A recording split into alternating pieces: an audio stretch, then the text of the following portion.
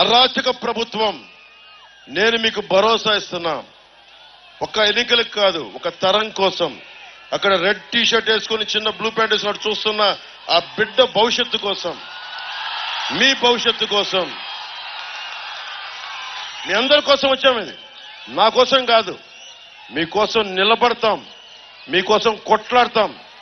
రేపు full day, పూర్తి రోజు 24 గంటలు మీరు ఆలోచించుకుని ఈ రోజు నుంచి రేపు సాయంత్రం పడుకోబోయే వరకు ప్రతి వర్గం, మత్స్యకారులు కానీ, మత్స్యకారులు ఏమన్నాడు, మీ జాతి ₹1 ఇస్తే 10 కోట్లంతా ప్రచారం చేసుకుంటారని చెప్పి మత్స్యకార జాతిని తిట్టిన దురహంకారి చంద్రశేఖర్ రెడ్డి గారు. నన్ను ఎలా తిట్టాడో మీకు చెప్పక్కర్లా, చంద్రబాబు గారిని ఎలా తిట్టాడో చెప్పక్కర్లా.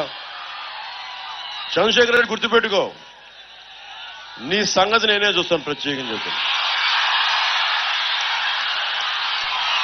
చంద్రశేఖర్ రెడ్డి సంగతి నేనే చూస్తాను.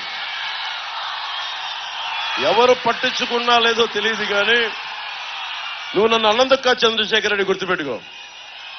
నువ్వు ప్రజల్ని ఇబ్బంది పెట్టేశావు, ప్రకృతి వనరులను దోచేశావు, పేకాట క్లబ్బులు నడిపావు, మాఫియా అయిపోయింది, గ్రావెల్ని దోచేశావు, పచ్చని మడడువులు నరికేశావు. గుర్తుపెట్టుకో చంద్రశేఖర్ రెడ్డి, నిన్ను రోడ్డు మీద తీసుకెళ్తావు, రోడ్డు మీదకి లాక్కొస్తాం, గుర్తుపెట్టుకో. నువ్వు నీ రౌడీజం చెప్పు, మీ బాస్ జగన్ చెప్పు, పవన్ కళ్యాణ్ చెప్పాడని చెప్పు, తాట తీసి కింద కూర్చోబెడతాం.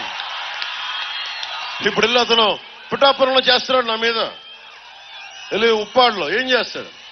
5 సంవత్సరాలు చేయని అభివృద్ధి ఏం చేస్తావా? నువ్వు 5 సంవత్సరాలు చేయని అభివృద్ధి ఏం చేస్తావు కొత్తగా? 5 సంవత్సరాల విలువైన కాలాన్ని ఇస్తే ఏం చేయలే? ఫీజు రీయింబర్స్మెంట్ చేశారమ్మా మీకు?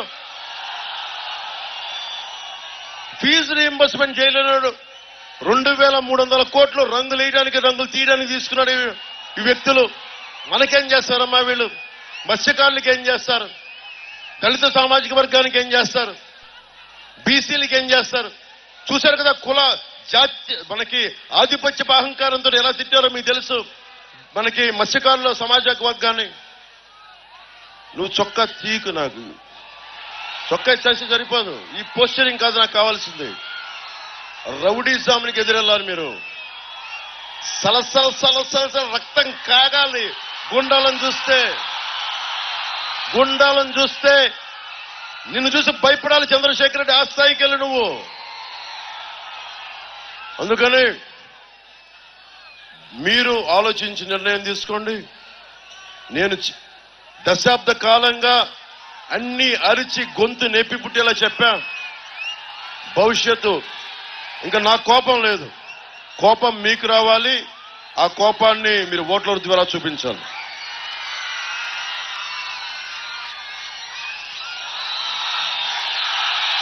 జానీ,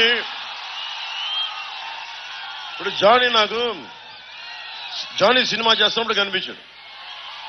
ఈ అబ్బాయి ఎవరో కూడా తెలియదు. ఏం చేస్తామంటే నాకు నీతో పాటు పని చేయాలని అన్నాడు.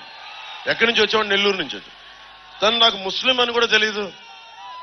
నేను ప్రామిస్ చెప్పండి, నాకు అలాంటి భావాలు లేవన్నాను. అంటే ఎవరిలో ఏ స్కిల్ ఉందో మనకి ఎలా తెలుస్తుందంటే అడిగేవాడు ఒకడు కావాలి. నా దగ్గరికి వచ్చి అడిగితే డాన్సర్ అయ్యాడు, డాన్స్ మాస్టర్ అయ్యాడు, కోరియోగ్రాఫర్ అయ్యాడు. ఈ రోజున మన భారతదేశంలోనే అత్యంత ప్రముఖమైన కోరియోగ్రాఫర్. ఇది మతంతో సంబంధం ఏముంది? కులంతో సంబంధం ఏముంది? అందుకే నేను ముస్లిం సామాజిక వర్గానికి కూడా చెప్తున్నా, జానీని గుండెల్లో పెట్టుకున్న వాడిని ముస్లిం సామాజిక వర్గానికి ఎందుకు అండగా ఉన్నా. కాదు నేను అందరిలాగా చెప్పండి. నేను అంతే, అందరిలాగా ఎక్కువ మాట్లాడి తక్కువ చేయడం కంటే కూడా తక్కువ మాట్లాడి ఎక్కువ చేయడం నాకు ఇష్టం. తంగెళ్ల ఉదయ్ శ్రీనివాస్ ఎంపీ పార్లమెంట్ అభ్యర్థిగా టీ టైం అని పెట్టాడు. 25,000 కుటుంబాలకు ఉపాధి అవకాశం కల్పించాడు. కొండబాబు గారు టీడీపీ మనకి అర్బన్ అభ్యర్థిగా పోటీ చేస్తున్నారు. పార్టీని నమ్ముకొని నిలబడ్డారు. మన చలమల శెట్టి సునీల్లా కాదు, ప్రతిసారి మార్చుకోవడానికి. వారిద్దరికి మనకి జనసేన గాజు గ్లాస్ గుర్తు మీద తంగెళ్ల ఉదయ్ శ్రీనివాస్, సైకిల్ గుర్తు మీద కొండబాబు గారు పోటీ చేస్తున్నారు. అలాగే కాకినాడ రూరల్ నుంచి గాజు గ్లాస్ గుర్తు మీద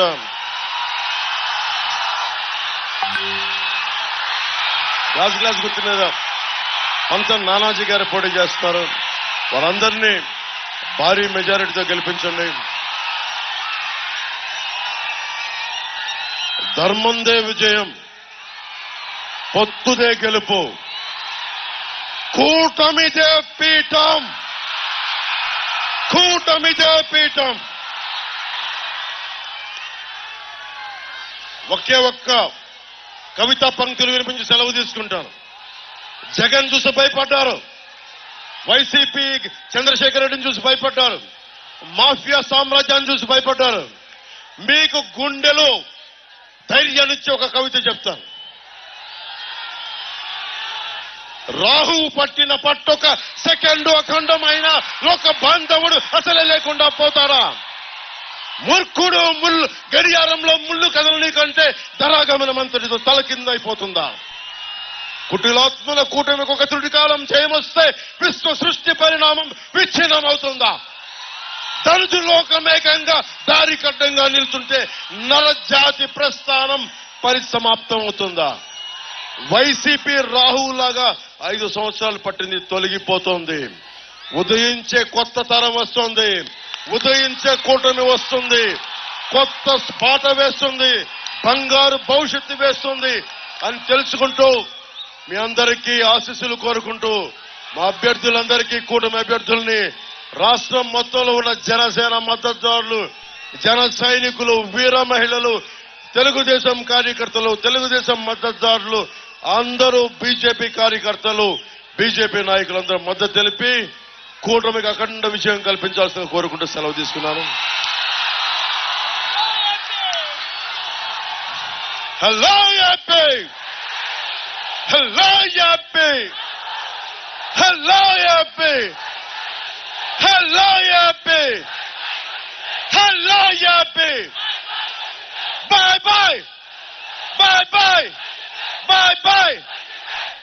జై టీడీపీ, జై బీజేపీ, జై జై జై జనసేన, జై హింద్.